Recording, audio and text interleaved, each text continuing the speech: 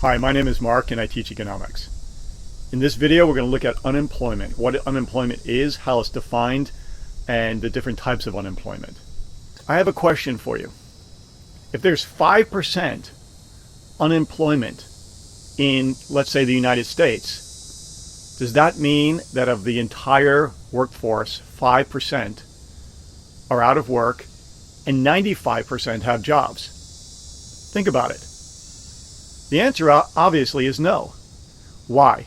Because to be unemployed, you have to be actively seeking work. You have to be seeking work in a specific amount of time frame, and you have to want to get work, willing to work. And there is some other statistic a lot of people don't know about, lay people don't know about. It's called the worker force participation rate. And that's usually hovering about 60%. Sometimes it's 63.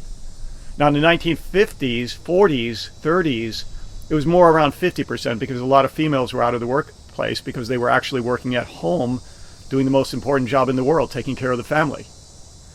But as the economy has shifted and more people are entering the workforce, the worker force participation rate has been going up steadily and peaking in the 80s and 90s and now declining again for various reasons. Some people say because of the opportunity cost of staying at home versus working.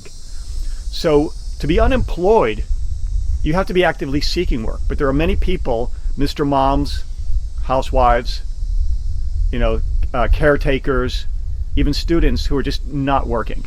So that's the first thing you want to understand. So if you look at going to Walmart during any given day, in the middle of the afternoon, is filled with people. These people probably are not in the workforce, or at least not in the typical workforce. So unemployment, what is it? You've got different types of unemployment. You've got structural unemployment, frictional unemployment, and cyclical unemployment. Structural unemployment is simply skills that are mismatched. If the economy is shifting from a manufacturing economy, like we're making autos and cars, and then all of a sudden we need this high-tech programming languages, Java, C#, app making, the people who can't fill those are structurally unemployed. The auto workers in Detroit can't readily go into app making. Now you have something called frictional unemployment. This is just temporary unemployment. Somebody's switching jobs, they're moving locations, and there's some sort of, let's say, very short-term reason that they're out of work. Maybe they're taking the short vacation, but they're still looking while they're on vacation, a longer-term vacation between jobs, because they want to reinvent their lives. They want to do the whole Zen thing. They want to think, what are they going to do with their lives? But they're still kind of looking, putting their resumes out there. So if the Bureau of Labor Statistics calls them, they say, yes, I am actively looking for work. Then there's what we typically think of as unemployment. This is natural. This is a cyclical unemployment. It naturally arises from the business cycle when there's a disequilibrium in the real market caused by a disequilibrium, usually in the financial markets. It causes unemployment that is cyclical. It will be eventually go away, let's say in 18 to 24 months.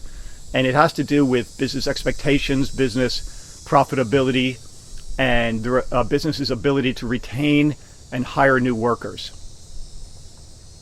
Now there's other aspects of unemployment too. Of full employment, a lot of people are underemployed. A lot of people have great skill sets and yet are working retail. A lot of master's degrees, PhDs even, theoretically or metaphorically working at Walmart. So this is like an underemployment. Or you've got people that really want to work and for 6 months, 1 year, 2 years, 3 years, they're working part-time. They're working as a waitress, even though they have the IQ of, one standard deviation from the norm. They're really intelligent people, but they're working as waiters and waitresses. This is underemployment. Undercapacity. A lot of people come in from the service doing very technical skills, very high-level skills, important jobs. Then they find themselves back home in a very mundane job, and their skills are not fully being utilized. They may be working part-time. And this is a difficulty. So you've got this cyclical unemployment, you've got structural unemployment, and you've got frictional unemployment.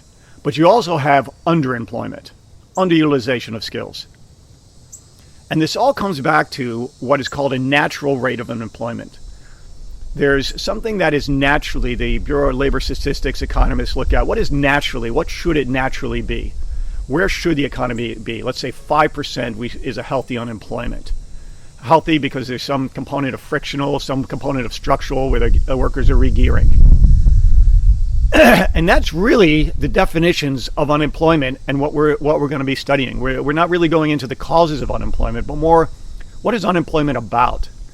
And again, don't be misled. Just because somebody's not working doesn't mean they're unemployed. They're just probably not in the workforce. A lot of people hanging out, not working, but it's their choice. Thank you very much.